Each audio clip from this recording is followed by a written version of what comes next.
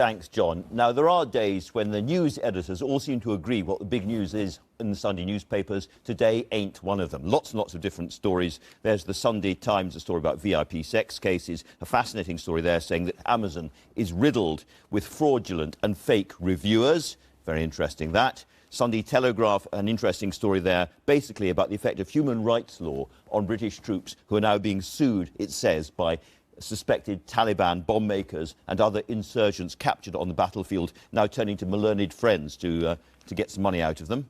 Talk to the Defence Secretary about that later on. And then you heard the story on the front at the beginning of the news on the BBC there, front of the Observer as well. Bishops in stinging rebuke to Cameron over refugee crisis, and another story about saying that 71 Conservative MPs in marginal seats are at risk because of the government's tax credit policy. Much more to talk about on that as well. Then there's the Independent. Corbyn may commit to a NATO target and effectively be a deal to get rid of Trident and in return boost military spending on other things. And finally, the Mail on Sunday will be talking about this as well. Smoking gun email exposes Blair on Iraq. Again, you heard about that in the news. Peter Hitchens and Gillian Tett, welcome to you both. Where shall we start? Shall we start with the Blair story, Peter, from your paper? Well, yeah, this is a good old-fashioned piece of intelligent digging which has revealed a very, very interesting memorandum in which Mr. Blair at the time is shown as viewed as pretty much a willing servant by Colin Powell, someone who can be expected to be loyal. I think it really does show us that long before the government officially admitted they were doing what they were doing, they were doing it. And it gets us much closer to the truth about what happened at that mysterious meeting at Crawford where the sealed in blood deal was done to drag us into that stupid war. Reading it carefully, I'm not sure it's the smoking gun, the paper claims, because after all, Blair does say something, it's conditional. If the conditions are right, then we will support. If the triggers are met, then we will support. He doesn't say we will support. Yes, but the whole attitude that he displays, having already sent troops to Afghanistan against the advice of his own military, being in political trouble at home, yet continuing to be loyal to the United States, they know he's on side. I think the smoking gun is in the eye of the beholder. This one seems to be smoking quite hard. It's a very, very interesting story. It's not necessarily quite gotcha, but it's very, very interesting. But can I point out, with my piece, which is basically in The Sun, pointing out that 2 in 5 voters think Jeremy Corbyn poses a threat to national security, according to a new poll. You know, on the one hand, everyone's angry with Tony Blair for having gone ahead for war. Now we have the public that are basically worried about his lack of Corbyn's, you know, credentials on warmongering, and it's an interesting contrast there. It's extraordinary, isn't it, that we all excoriate Mr. Blair for being a warmonger, yet almost exactly the same people then turn around and excoriate Jeremy Corbyn for being a peacemonger. Well, I think the key point it shows is actually the population these days is pretty volatile in terms of its mood, not particularly consistent, and pretty keen on protest in general. Now, I mentioned that in the Independent on Sunday, Mr. Corbyn seems to be changing his mind a little bit on Trident, not on Trident, on defence spending. In other words, boost defence spending to 2% in return for getting rid of Trident, but Trident features in a big way in the Sunday Telegraph, I think. Well, they're saying that there's very much of a commitment by Mr. Fallon on replacing Trident, because he claims we're entering a new nuclear age. An extraordinary claim to make, it seems to me, given that what he's proposing for this new nuclear age, which is multipolar, is an incredibly old-fashioned, enormously expensive Cold War weapon whose main purpose is to penetrate the anti-ballistic missile ring around Moscow, which we don't really have any reason to want to do anymore. I think it's the other thing which is striking is the story in the Independent on Sunday about all the junk and obsolete rubbish which our conventional forces have to rely on because we spend so much money, and all the service chiefs privately, apart from the Navy, which is pleased to have Trident, long to have some kind of return of money away from the nuclear fantasy towards equipping themselves properly for the wars we're likely to actually get involved in. So are you saying that if Labour said we're going to get rid of Trident, but we're really going to get back to a proper surface fleet, we're going to get back to more tanks, more commandos, service chiefs would quite like that deal? I think a lot of them would. The other thing is, of course, that Labour, which during all the Cold War years when nuclear weapons really mattered, was against them, suddenly became in favour of them precisely at the moment when they ceased to matter. And the Tory government has the same attitude. And our conventional forces are dreadfully neglected while all this goes on. The very few planes that we send off to bomb ISIS often return having failed to drop their bombs, and the missiles fall off because they're so old. Dear me. Yeah. Gillian, very different issue, which is Nicola Sturgeon and the Scottish National Party. Of course, that's linked to the Trident in the past. But what fascinates me is a very good piece by Anne McElvoy in the Mail on Sunday, looking at why Labour would dearly love to be run by somebody like Nicola Sturgeon, because she has managed to achieve that elusive combination which so many Western politicians would love to have, which is that she's very steely in terms of her control of the party, very steely, some rivals say even Stalinist, and yet she still projects this aura for Scottish voters of being normal, accessible, engaging, and, you know, everyday, ordinary person. And it's an extraordinary combination. I said in the past, I think many other politicians could learn from her combination, whatever you think about her policies. and The Observer suggests that it was thanks to Nicola Sturgeon that the Labour Party changed its policy on the economic austerity plan. As soon as the SNP said, you're not really an anti-austerity policy, I challenge you to go through the lobbies with the Tories on this one. They thought, and changed the policy. Absolutely, absolutely. And it's, again, what's interesting, though, is that she is playing a very clever game, because we have also a very good piece by Andrew Rawnsley pointing out that actually they have backed away very cannily from pushing too quickly for independence.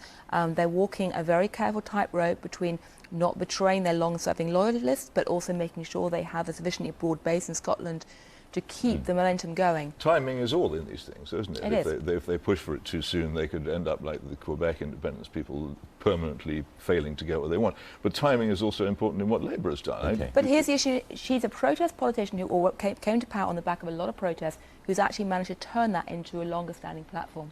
Well, yes, but she's been lucky because all the other parties have collapsed. Yes.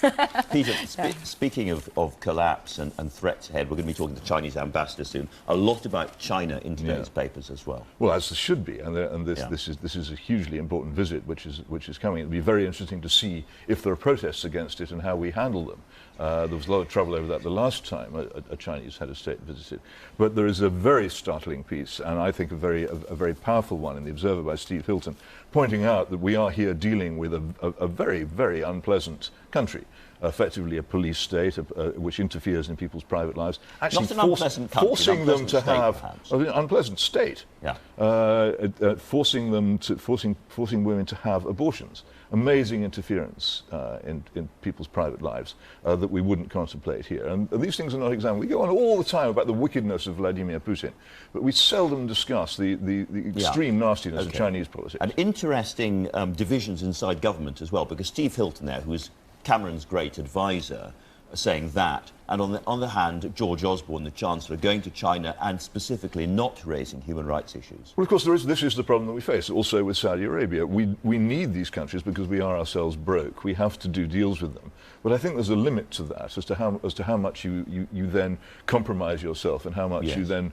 there's no need to be positively in favour of them so much. Not so much smarming, I think, would be nice. Is that the big problem, Gillian, that we are in effect a petitioner economy these days? Absolutely. China has the cash. However, the interesting thing is that it's just possibly beginning to change, because the economic problems inside China right now are fairly challenging, and so China's ability to, bully its way across the world stage is... Another kind of economically challenging policy that we're going to talk about a lot is tax credits. Tax credits, I mean, a geeky policy issue for many, and yet when it comes down to basic numbers, it's pretty potentially devastating for the Tories.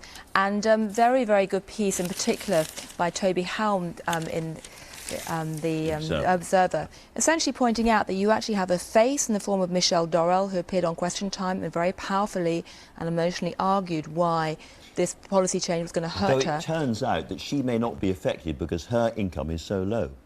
There's a good point, but I mean, the point that he makes is 71 potential marginal seats could be at risk if this turns into a full-blown political row. It could even be the poll tax for the Tories.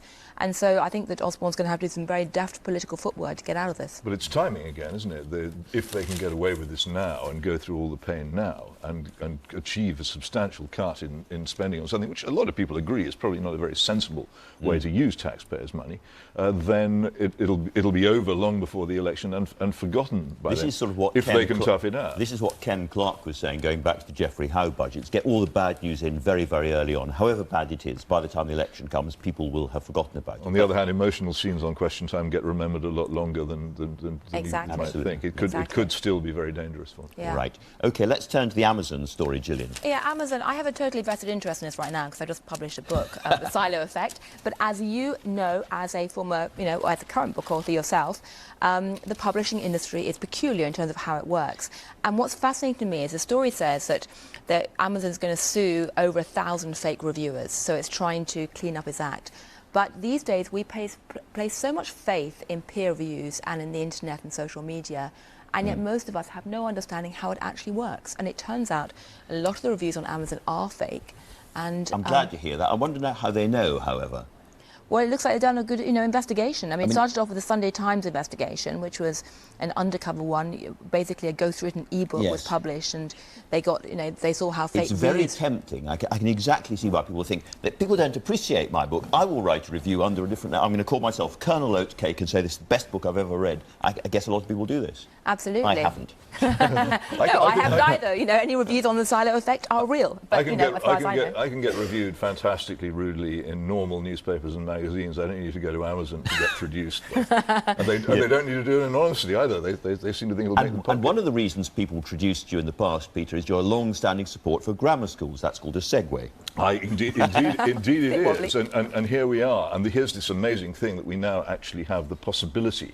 It's thin, but it's a possibility that there will actually be new grammar schools opening in this country for the first time in decades. 15 years ago, when I first took up this campaign, people said, it'll never happen. It's a dead issue. It's gone. It's far from dead. It's becoming more and more alive all the time, and it's fascinating to watch the arguments beginning to gain traction, not with the chattering classes, all of whom have their own nice arrangements which allow them not to worry, but with ordinary people who do worry about having to educate children where state schools are terrible and private education is unaffordable. What are they going to do unless there is reform of this kind? OK, I'm confused, however, because Nicky Morgan, the Education Secretary, said when this first grammar school was announced, this is not a change in policy, we're not going to see lots of them opening, and yet we read in the papers we are going to see lots more grammar schools.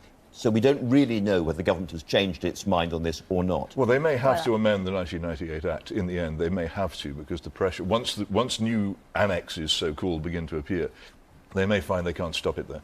I think also people realise the branding of grammar schools remains a lot higher than the branding of academies, and the word academy doesn't arouse quite so much, electoral passion. Because the evidence is much more strongly in favour of grammar schools. Academies are actually not proven to be particularly good.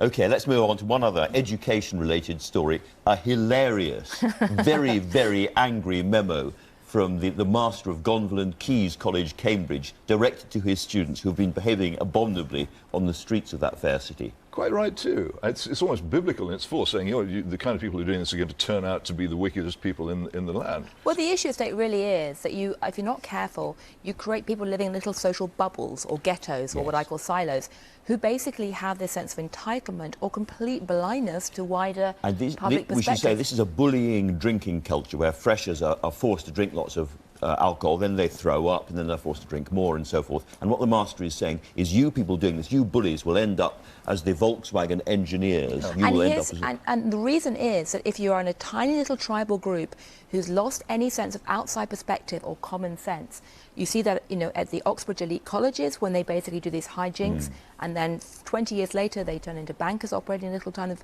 silos or bubbles, or engineers, without any wider perspective. That's the issue. You're with the master. You're with the master. We're all with the master. We've covered a great deal. People's lives are ruined by drink, and I think there's no point in pretending otherwise. And this cult of drinking in universities at the moment is very dangerous, and I think he should be applauded for being so rude to them. All right. We've covered a great many stories and a lot of ground. Thank